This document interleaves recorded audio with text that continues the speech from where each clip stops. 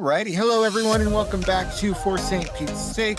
My name is Christian Hotchkiss. I am the President Emeritus, previous president of the Stonewall Democrats. It's so weird to say. 3 years later, I'm in a different position.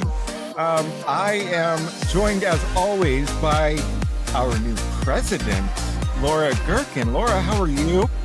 Hi, Christian. I'm so good to see you. I'm so happy to see you. I know we just saw each other a couple days ago, but yes, we that's the big announcement. We had elections for our Stonewall board, and we've got some new faces on the board. I'm now the president, Yes.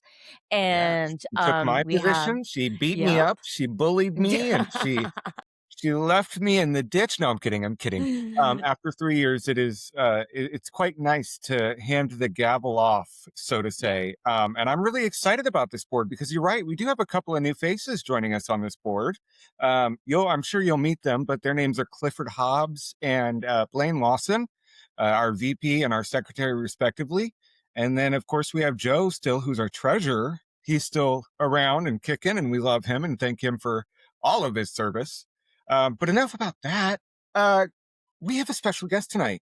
We do, and I think he's our first repeat guest too. I think so. And I'm really excited about this guest because I think that he knows exactly how I'm feeling right now because he's been in my position. But of course, he's been in a lot more positions. So let's go ahead and introduce him. The former president of the Hillsborough LGBTQ caucus, the current vice president for the LGBTQ state caucus, and candidate for state house. I forget which district. 64. 64. I will let you do all the introductions, Luis. Luis Salazar's here again. How are you, Luis? I am doing excellent. It's great to be on here with both of you again. Congratulations on winning the presidency, Laura, and to all the new board members. And thank you, Christian, for all the work you have done for this caucus. And we hope to see you around still. It was great to be there in the moment for that election. So it's good to see continuation and caucuses chapter caucuses continuing to thrive. But yes, I'm running for House District 64, which is in Hillsborough County. If you know Hillsborough County, it's everything from Gun Highway all the way down to 275 and everything west of Florida Avenue to the airport. So it's right in smack dab in the middle of the city there, trapped between 275 as it does that curve in Hillsborough. It is a primarily Hispanic district, which is, I believe, 62% Hispanic in there. Wow. I am bilingual, which is important for that district. And we've been hitting the ground running and knocking doors already and doing the magic game. Amazing. Now, question: are you running to unseat an incumbent, or is it an open seat? Like, tell us the state of the seat. Absolutely. So this is an open seat. It is currently held by Susan Valdez, who was a former Democrat that flipped to Republican. We won't talk about it. She is termed out. She's termed out. I don't know what she's going to be doing out there, but we want to flip it back to blue. Make sure that we're putting representation in there also that is going to be present in the district. The one thing about Susan is she's always been there, right? She's always had workshops. She's always had open availability. She's always been present in the community. I know this because when she was a Democrat, knocked doors for Susan. And when I knocked on doors, people knew who she was. So she did the work. I want to do the work too. And I want to continue to be in the district. I've been an advocate in Hillsborough, as you all know or may not know, for years now. And my main thing is that I've been in the community, hands-on, boots on the ground, making sure people are able to access resources, are able to access their elected officials. I want to be heavily accessible.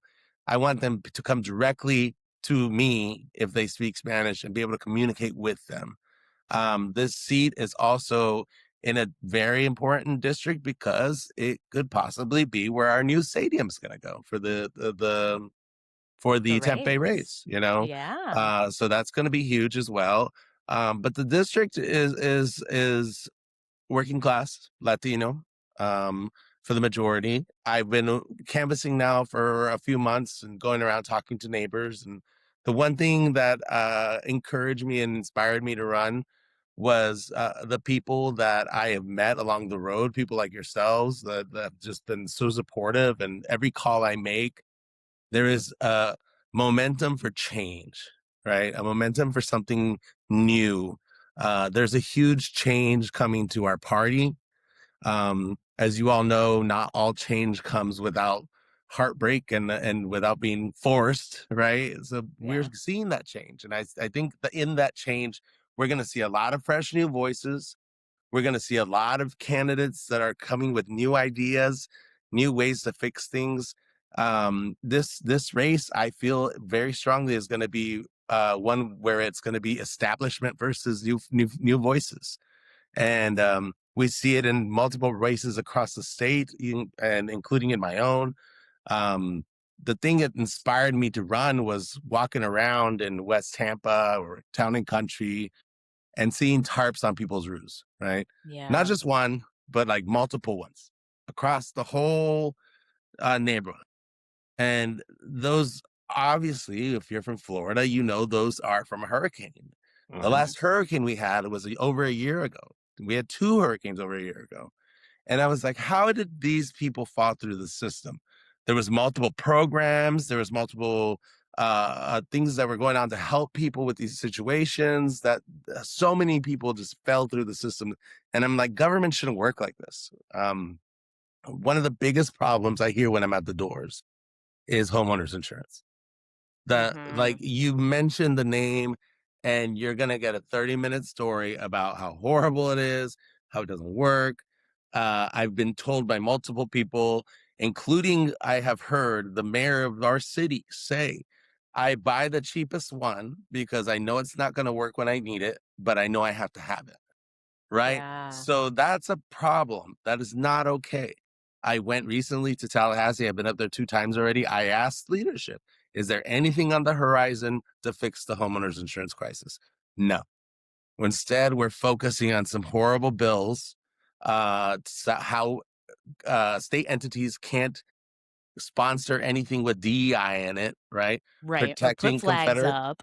yeah, yeah, protecting Confederate statues is another one I heard. Hmm. So we're really missing the mark here with the Floridians. People are suffering right now. People are making tough choices when they go to the grocery store and putting stuff back on the shelf. People are making choices at the end of the month whether they're going to pay electric or the rent.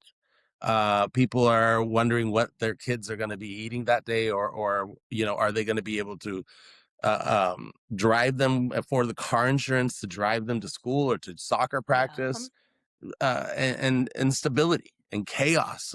There's a lot of immigration stuff going on that people are scared about right now. 287G is something that has to go away. There's no reforming of Absolutely. it. It has to go away. It was forced on us, and now we have to elect people that are willing to fight and make this stuff just not control us and the chaos and have us in the chaos that we're in. Hmm. Yeah. And just for people that may not be as familiar, the 287G is an agreement that the local sheriffs, I know Pinellas County has it, was forced into it as well. The Pinellas County sheriff said publicly that he was told by DeSantis, do it or you're removed. So that's the agreement that they have to work with ICE and they have to work with immigration enforcement to do immigration enforcement, Yeah, which and it's is not just sheriff, it's police yeah, forces, any security across the state. And I want people to realize something about what ICE is. ICE is the largest, most unregulated police force in the world. It has a larger budget than most of our armed forces. It has a It I heard larger, it that but yeah, today. yeah, yeah, absolutely. I was just going to point that out. it's huge, you know And what the I mean? Marines. And it's been around for a while.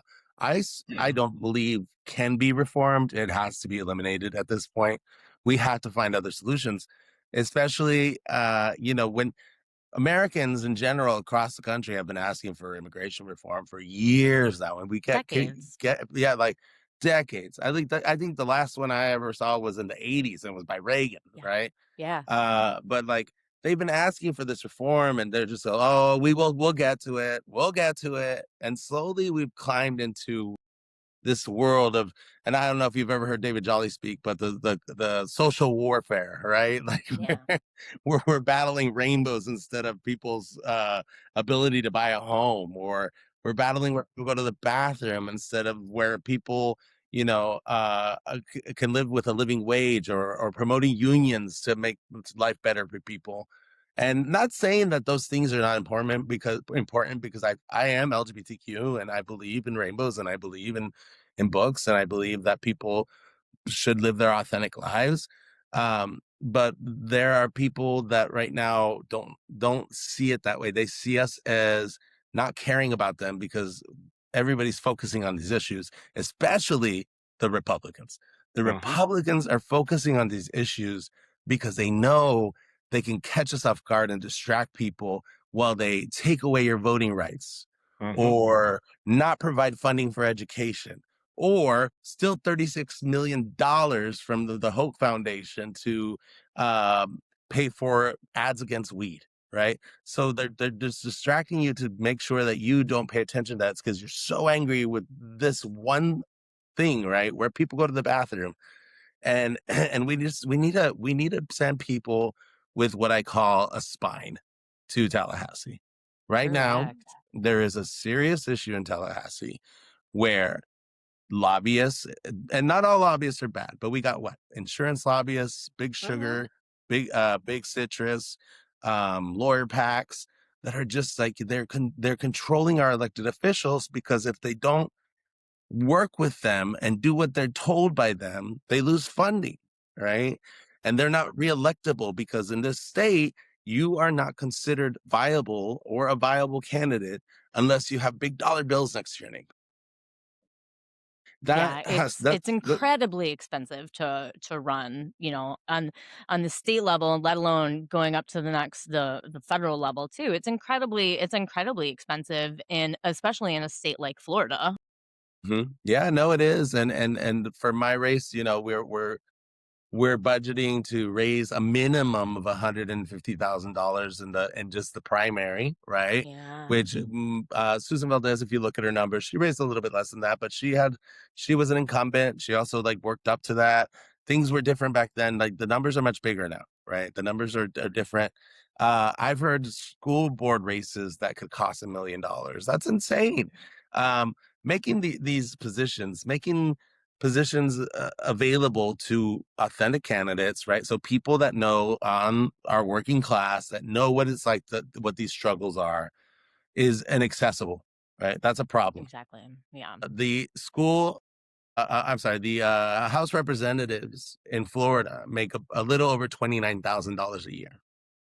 Wild. You also have to take off about what 3 to 5 months, depending on what's going on with session, to go to Tallahassee and stay up there. So if you have how do you keep a job, right? How do you do that? Which is primarily why a lot of people that are in Tallahassee are lawyers, real estate agents, insurance agents, because they're capable of doing that. The problem is though that I feel right now that the leadership in Tallahassee has lost touch with working class people as well. And they do not know what it's like to be at the store and have to put like the ramen noodle back that costs $3 or $4, because you don't have the $3 or $4, because that's Exactly. your gas money. And I went this weekend to the Democratic Progressive Caucus conference and heard a lot of people talking about these issues, right? This seems to be across the board what we are concerned about in Florida. Pricing in the economy. We need stronger unions. It's something as simple as reducing the time a fire truck gets to a house or an emergency. Something that's that simple, right? So making sure firefighters have funding for their Yep. fire trucks, for their firehouses, building more of them. Something as simple as that could reduce homeowners insurance, right? Hmm. Yeah. There's other solutions as well that we can work on. There's a catastrophic fund that people are talking about as well. David Jolly's talking a lot about it. I think we have to have a nationally backed, guaranteed insurance plan that when disaster happens, it's going to pay people out, because the Hmm. hurricanes Correct. are not going to stop coming. They're going to come, and they're going to come stronger, because we also have to tie into this insurance crisis the environment, right? So if we're not taking care of our environment, the stronger hurricanes are going to come, and there's going to be no barrier to stop the disaster that that's going to cause. We really Yeah. need to believe in this stuff again, believe that it's connected. Everything that we are doing right now is not helping us to make Floridians safer, to make Floridians feel economically that they're in a place that they can be okay. I call them the basics of life. So it's the basic of water, somewhere to live, a job with a livable wage, and an education, right? An education where you're not going to get this unsurpassable debt on you just because you wanted to go to college or you wanted to go learn something. And why go to college? I mean, I experienced that when I graduated college. My entry level job meant I worked for free for 2 years. And then after Yep. 2 years, I made $36,000. And after 10 years, I could get into a $60,000 job. Mhm. Right. And I don't think I had that too crazy of a degree. I had a public relations degree, which is very common in people Right. working in advertising, marketing, or commercial and commercials. This is very it's there's jobs out there, but they're just not well-paying jobs. I've been touring the unions here. I went to the electrical workers union here in Tampa. I also went to the iron workers union. I'm going to be going to a couple more, and they have programs there that pay you while you learn, yet Yep. nobody knows, Mhm. right? Because these programs could pull people out of poverty, and yet we Mhm. and then yet the legislature is fighting to make unions weaker, not stronger, right? When they can provide work and work that is sustainable, especially with AI coming around. Yeah. With AI, the people that should be worried are the people with high paying jobs. Yeah. Doctors, Are the lawyers. lawyers, right? Doctors, lawyers, anybody that does anything in marketing, anybody that graphic design, you should be worried. The plumbers, the electricians, the people that do HVAC, they're going to be okay. They have a job and a good paying job. Because I don't know about Mhm. you, but if your AC ever breaks and you It's come, Right. expensive. It's it's expensive. expensive. Yeah. But One thing that I hope that I always bring up in the sense that when I'm talking to candidates, and one thing I hope that doesn't get lost is we need to protect homeowners, but we need to protect home renters just the same. Because absolutely. right now, I'm out, and for lack of a better term, we are getting abused. Just as a renter, and speaking from personal experience, I had a house 6 months ago, and it was a 3 bedroom, 2 bathroom, nothing fancy, but I was paying $3,200 a month for it. And unfortunately, that lease ended, and I couldn't find anywhere else to go. At the same time, I was dealing with no job. I was dealing with a lot of medical issues, so racking up medical debt. So I ended up back in my hometown, which thank God I have a hometown and a family that I came back to. But my partner and I ended up in a travel trailer. We're living in a travel trailer right now because we can't afford actual rent. We can't afford to actually move.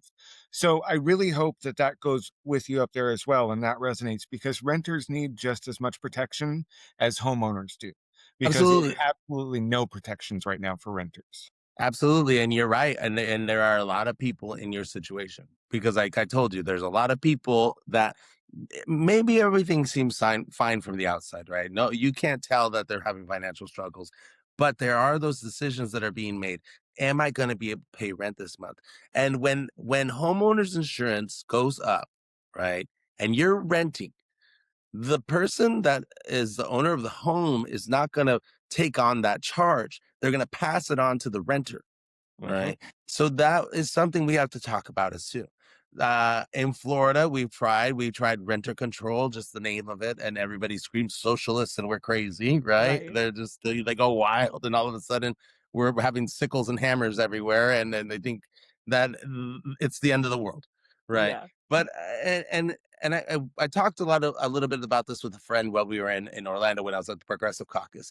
If people having a roof over their head or access to a roof over their head, if people having access to healthcare, if people having access to clean water means I'm a socialist, then I don't know Glad what to to be say, it. right? Paint Like me with the these are brush. pretty common things, right? Yeah. Right now, I heard a story while I was there, and I resonated with this story because it was very similar to me as where I grew up. I grew up in the middle of the desert. I grew up for a couple years, much of my life in a trailer park. You know, I grew up in, then when my family had enough money to buy some land, it was in the middle of nowhere. So we didn't have plumbing for a good year. We didn't have running water for a good year, where we would have to haul water. If I wanted to take a bath, I'd have to put it over an open fire and put a bucket over my head. You know, that was the difficulties that people went through and are still going through. I heard a similar story from a person that was at this conference, saying that, you know, he lived in a trailer, and they would have floors, their floor was missing so they could see outside to the elements of the world, right? Like, so we have to remember, and really, I think that our party needs to humble ourselves a lot. We really need to take a notch back. We are all very highly educated. We all think we know it all, and we know the solutions to every single problem. But there are people, lots of people.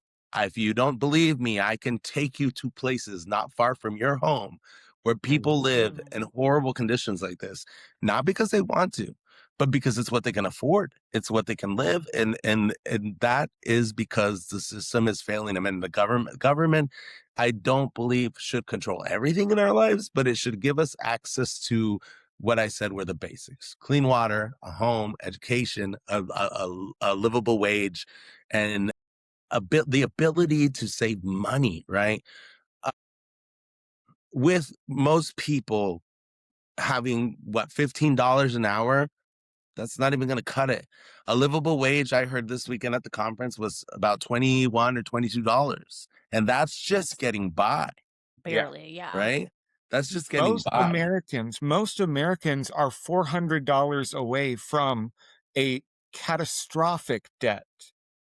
Like, that's just the reality of it. Most Americans, the way we live in the living wage and the wages that we're presented with right now, the job market, the affordability crisis that we're in right now, you like the majority of Americans are in that position. So I think that you're right. We do need to humble ourselves. We do need to get back to ground level. We need candidates that have gone through what we are going through right now, because what we're seeing is a bunch of, or what we have basically running Florida right now on the Republican side is a bunch of out of touch, rich white men who have never had to work a day in their lives.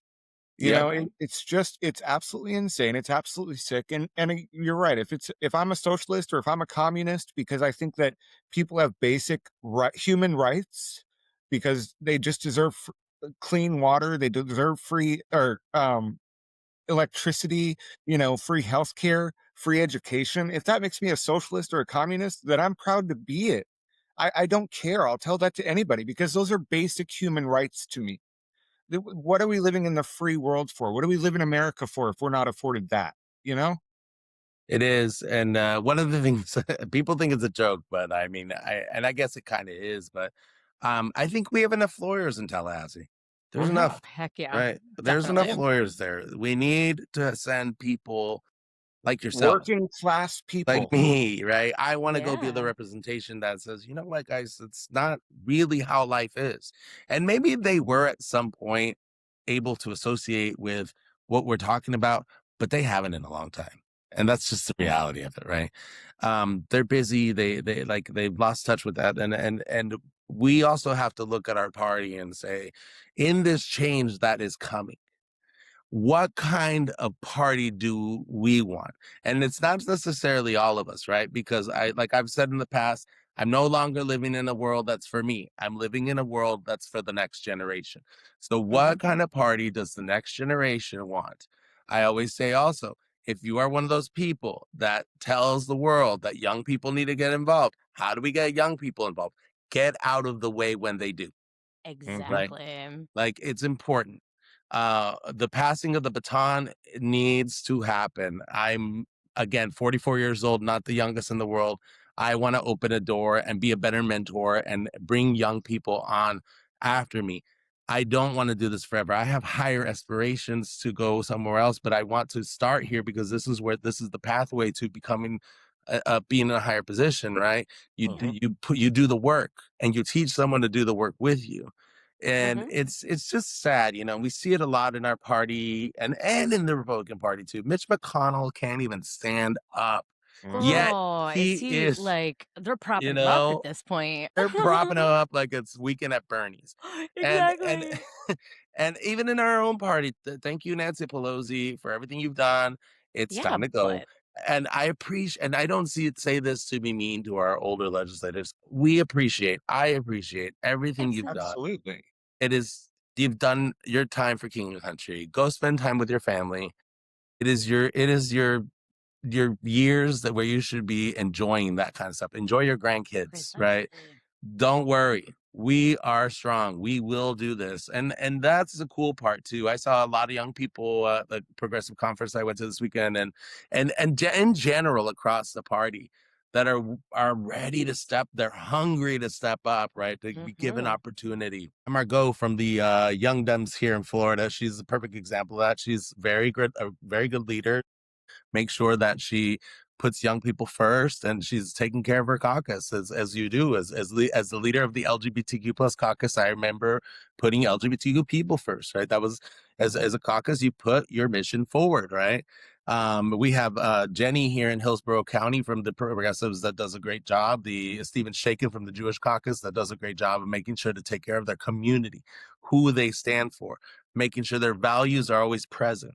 And that's what it takes. We do have to collaborate. There's collaboration that needs to happen. Um, and that's one of the things we're doing as well. As a candidate, there are limited resources, there are limited volunteers, right? So, in order to solve that, what we need to do is buddy up, right? I learned this in the Navy, right? You got a Yeah. buddy, or your Liberty buddy, right? So they're the ones that like make sure you show up, make sure you get back. But instead of that, we as candidates have to be able to communicate with each other and be like, hey, there's a meeting over here that I think would be important for you. It's not important for me, but I think you should go there, Yeah. right? And then vice versa, they'll do the same for me. You have an event, I go canvas with you. I have an event, you come canvas with me. We make sure to hold dual events, make sure to collaborate, and Mhm. make sure that we're working as a team. This is unity, right? This is practicing unity in its finest form as candidates.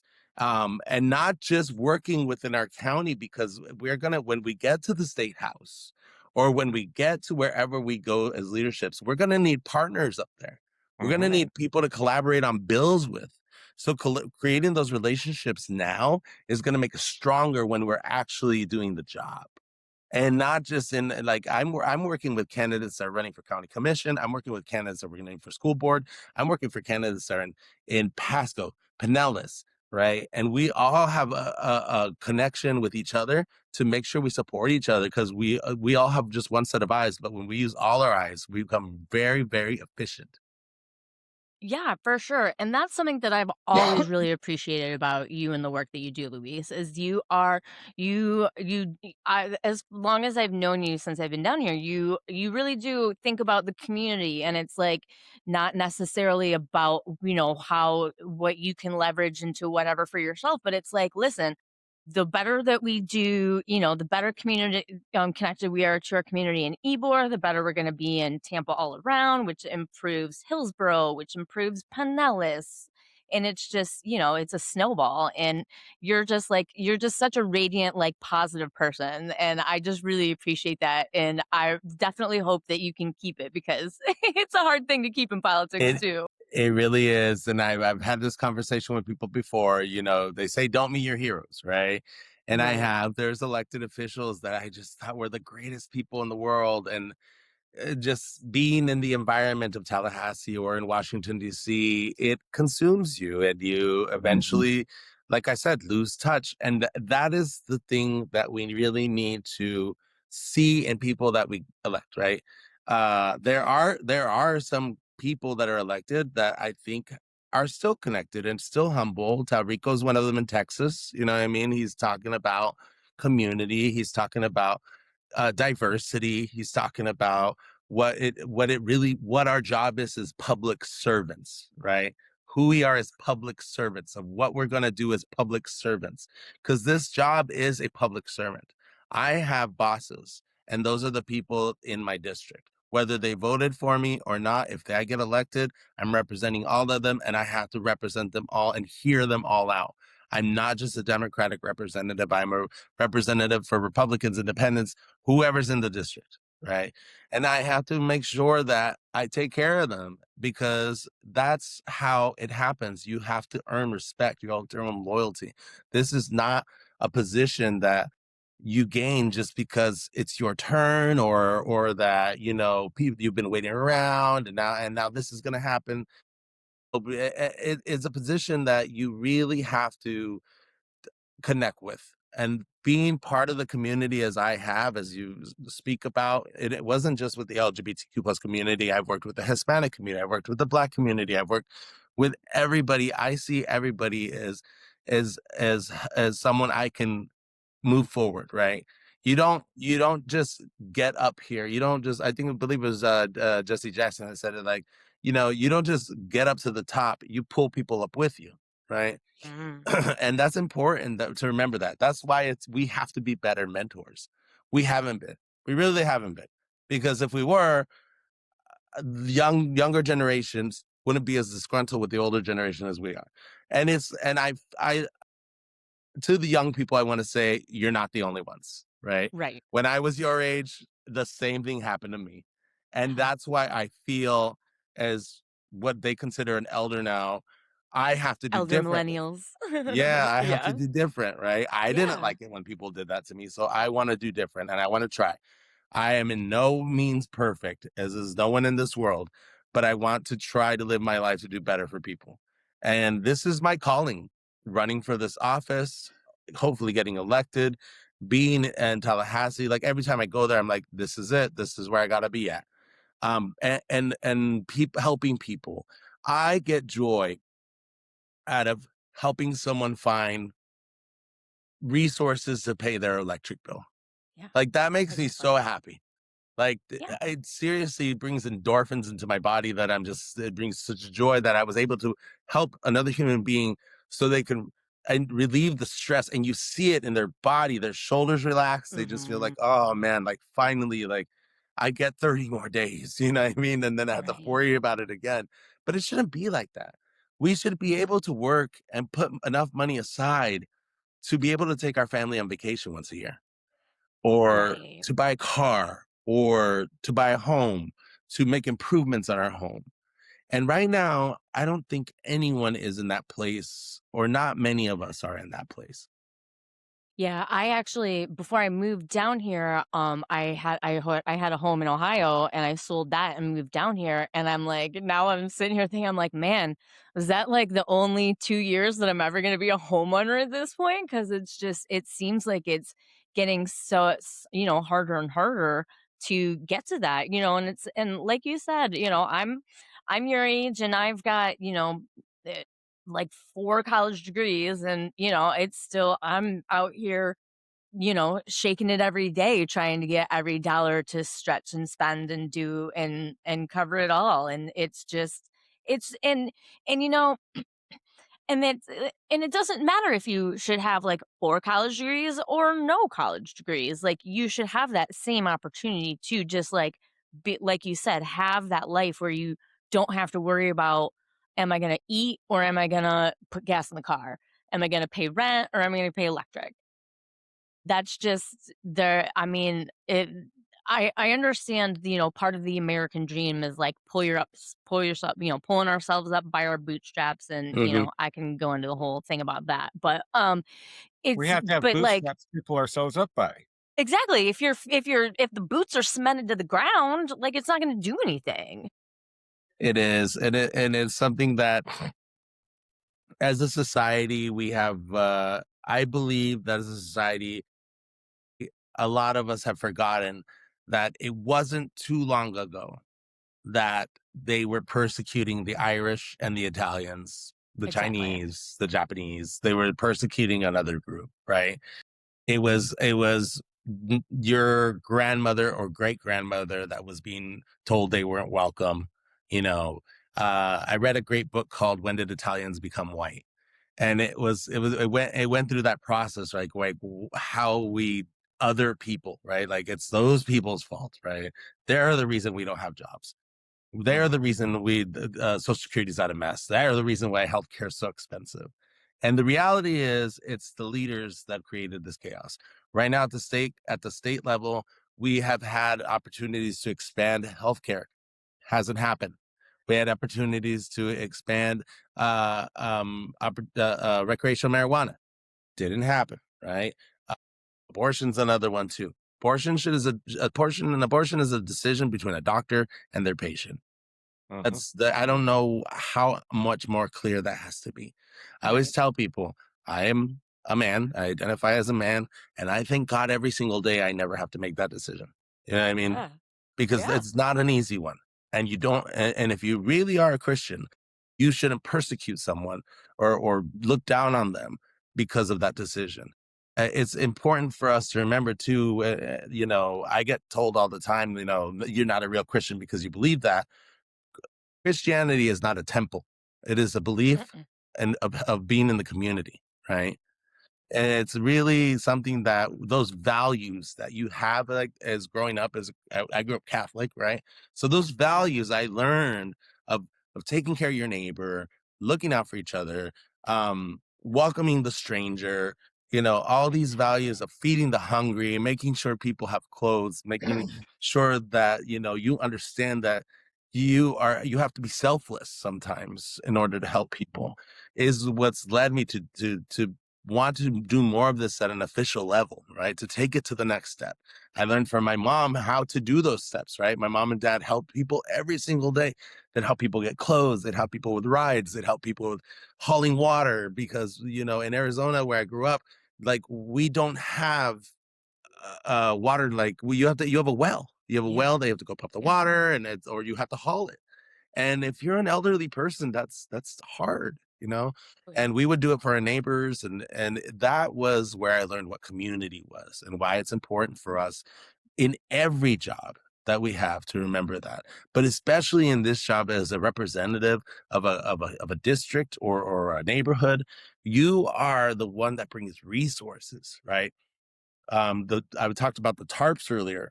Those people were forgotten because the ability to distribute the resources was not important. You can't just make policy and then be like, all right, it's done, right? You have to Right. use Implementation. you have to use the nonprofits that are in town and make sure the nonprofits are properly funded to be able to do this, to get the word out, to put it in their communities, to sign people up.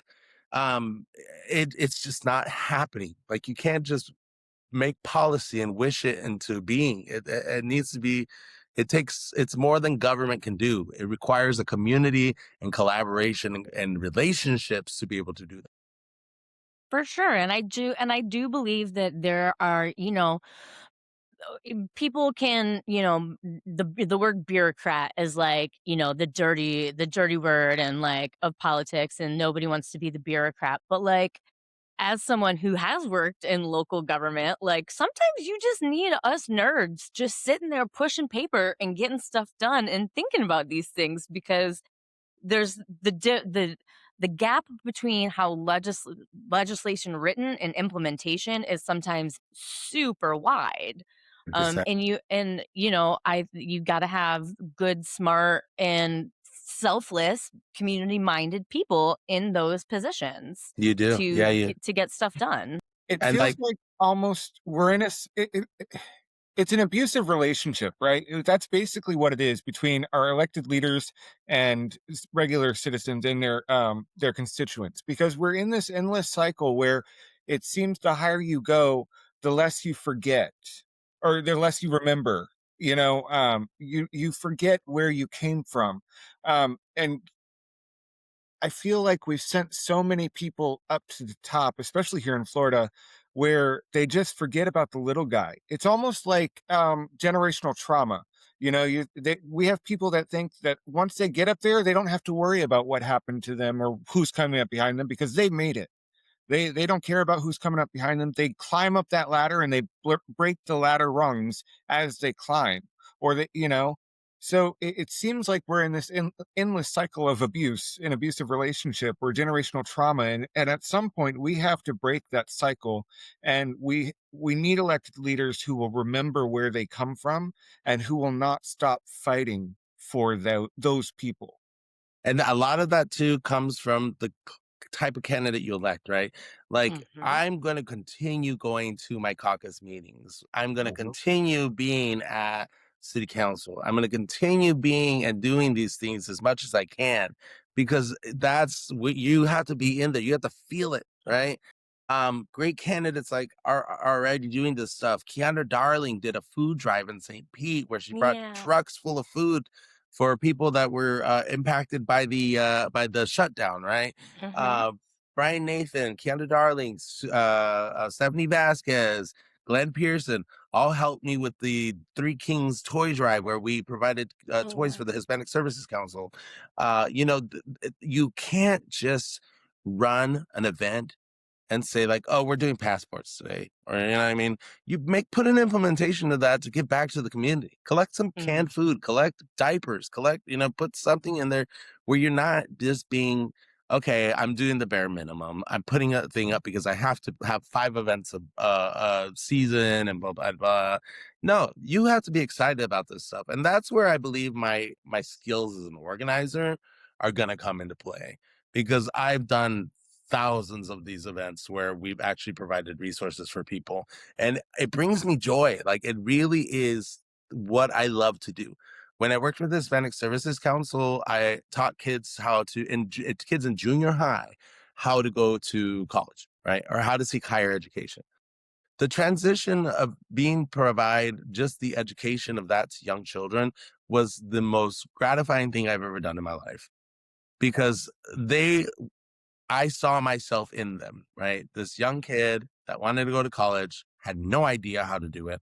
But my parents never went to college. I was the first to graduate from from a 4-year university.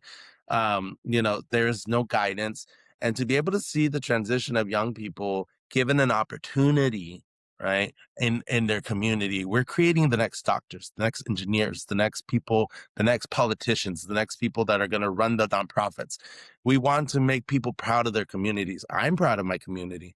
I'm not proud of it when we lose resources and the people that like take them away from us, like in education and nonprofits. Um, they're trying to make it illegal, like we said earlier, for state entities to contribute to anything that is DEI. So that's pride, right? That's your Greek fest, like things like that. Hmm. We need to make sure that we're creating a generation that knows that community is important, that there is a home to go to, right? I Hmm. could go anywhere in the world and I know I have a home where I can go at the end of the day. Not a lot of people have that. I'm very, very fortunate. But we want to make sure that that is something that we do. We need to create better relationships with our police officers. We need to create better relationships with our elected officials, right? You need to be accessible. This is the thing. Right now, we are going through some horrible, horrible things as a country, right? People are getting killed by government officials with masks on. Hmm. There's literally a secret police that's hunting people down. Um, the only way this chaos ends, the only way we move forward is by putting trust in the next generation and putting trust in someone that's talking about it, someone that's saying, "Hey, I see you. I see what's going on, and I need your help to make it bigger." I've seen David Jolly speak a lot, and he speaks of inclusion. He speaks about a better Florida for everyone, right? No matter where you're from, where you're born, what religion, who you love, or can't be quote him quite exactly, but like we need to listen to that and Yeah. hope they're sincere about it, right? Like I hear sincerity in his voice when he says that. We as candidates across the board need to stick to that message, right? We all are on one message that we're trying to move Florida forward with an inclusion where even people that don't believe in us or don't have the same party as us at least respect us enough to be able to fight for them, because that's where we're losing things, because people are so far right and so far left that the people that are really hurting are the people right in the middle, the people that come Exactly. home every day to feed their kids, that go to work at 6 in the morning and come back at 5, the people that are digging ditches, the farmers, the people that the electricians, the plumbers, the HVAC people, they are just trying to live their life and make a better one for their kids. They're the ones that are being torn apart by what all this division. Mhm. Absolutely. Absolutely. And I think we could continue that conversation for hours on end. Hours. And as much as I would love to, we have a time limit as and people grow disinterested after us just gabbing on for more than 35 minutes. No, but you are absolutely right, and I'm thankful that you're a candidate because not only professionally but personally we've worked together over the past number of years, and I know your character, I know who you are as a person, and I know Laura can attest to this as well. You are grounded in the community. You have roots here that I know you won't forget. So I'm very thankful that you are running and in the race to fight for us. Just like several candidates. You mentioned Keandra Darling. Again, she has great roots in the community. Um, I'm grateful that she's a candidate running. Not to say anything about any other candidates because there are plenty of great candidates running for every seat. But like you said, we need people that are in the community that have worked with the community for everyday people and that won't forget about us when we go up there. So I thank you for that. And Thank you. yeah. And I think Again, I the could sing reason your that praises for hours on end, yeah. but And I was just gonna wrap up and say I think the reason that you're gonna have success and in the primary and in the general and the same thing with, like a Keandra and like a Maxwell Frost across the state or Alexandria Ocasio Cortez in New York, the authenticity just it shines through. Like you can feel it. It doesn't feel put on upon or like rehearsed. Yeah. When people have that authentic being lived that experience. It connects. is, and Exactly. it brings hope. It brings hope in a world full of chaos, is what I For feel. sure. When I Abs- For hear these sure. people speak, when I hear, Brian Nathan speak, who's running in SC 14 in a special election, please go vote for him March 23rd. Sorry, I had to throw that in there. Yeah. When I hear Keandra Darling speak, when I hear Stephanie Vasquez speak, when I hear Darren McCulley speak, and all these people that are just seeing such a vision of a different kind of Florida, David Jolly is when I hear them speak, I leave with hope. I leave believing in it. You know what I mean? Yep. And it's been a while since I've had that feeling from Yeah. across the spectrum, from Democrats. We have to remember too, also that great things have happened under Democrats: Social Security, ACA. We've had a bunch of things that have not been that great under the Republicans. So I want people to remember that we are here to make your lives better, and I think us as Democrats also have to remember that our job is not to back billionaires, but to back the working class. Yep. Absolutely. Absolutely. And I think that there's no better way to leave that segment than with that. So I won't say anything else. I think we can move on to our final segment, which is our shout out or shut down. I have a Yeah. shout out. So Okay. what do you guys have? Let's see. I could go either way. You know what? I'm gonna be really petty and off topic, so I'm going to shut down. All right, Luis, what do you got? I'm gonna have a shout out. All right, I'll Okay. let you go first. Yeah, we'll So I sandwich really them. want to shout out Matt Kukulski, president of the Florida LGBTQ, or I'm sorry, president of the Florida Democratic Progressive Caucus.